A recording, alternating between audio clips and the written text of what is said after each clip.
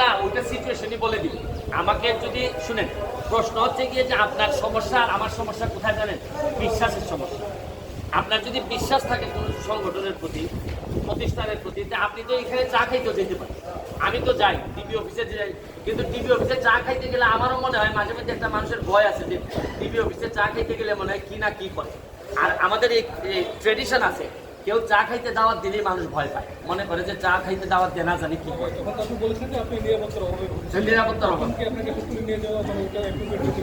না, বিষয়টা হচ্ছে গিয়ে তারা যারা বেরোয় আসছে একমাত্র তারাই বলতে পারবে যে এটা কতটা অ্যাপ্রোপ্রিয়েট ছিল। সুমন ভাই,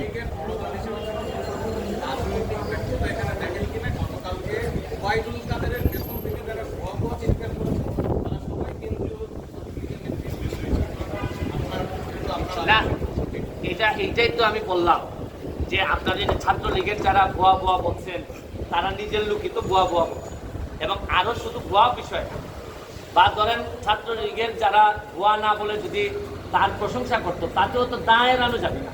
যাদের যাদের দায় আছে, ছাত্রলীগ ভুয়া বলছে এই কারণে যে দায় বাড়ছে তা না, প্রকৃত অর্থে তার যদি এই ব্যর্থতায় কোনো দায় থেকে থাকে বা যাদের আছে তাদেরকে আমি মাননীয় প্রধানমন্ত্রীকে বলবো এই দেশের স্বার্থে, জনগণের স্বার্থে, এই যারা কোমলমতি ছাত্রদের স্বার্থে, তাদের পরিবারের স্বার্থে, তাদের পরিবারের মানসিক শান্তির স্বার্থে এই কিছু লোককে সরাই দিলে আমার কাছে মনে হয় আন্দোলনটা অনেকাংশে কমে যাবে বলে আমার বিশ্বাস।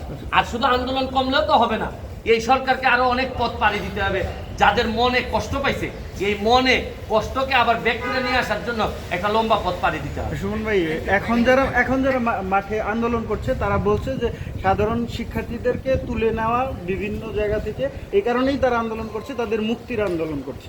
এই ব্যাপারে সবই তো একই আন্দোলনের মধ্যে।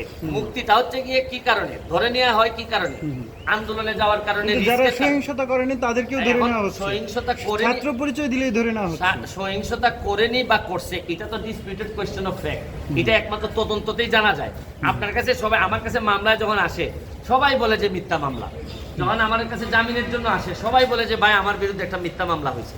এটা তো আসলে ডিসপিউটেড কোয়েশ্চেন অফ ফ্যাক্ট। তবে আমি মনে করি আপনি এইসব তো সাইড এফেক্ট, আর মেইন এফেক্ট হচ্ছে গিয়ে ছাত্রছাত্রীদের মনে যে প্রভাব পড়ছে এই প্রভাব থেকে বেরোয় আসতে হবে। এদেরকে একটা শান্তির জায়গায় সান্ত্বনা আমাদেরকে দিতে হবে, আমাদের কিছু লোককে এই জায়গা থেকে সরে যেতে হবে। প্রয়োজনে আমি ব্যারিস্টার সুমনের যদি মনে করেন যে এই পরিস্থিতি এরকম হয়, ছাত্ররা যদি মনে করে যে না আমি এমপি হিসাবে রিজাইন করলে এদের জন্য শান্তি হবে, তাও দেশটা শান্তি হবে, আমি লিখে দিয়ে যাচ্ছি আমি রিজাইন। পুলিশের আচরণ আরো নমনীয় হওয়া উচিত। নমনীয় অবশ্যই হওয়া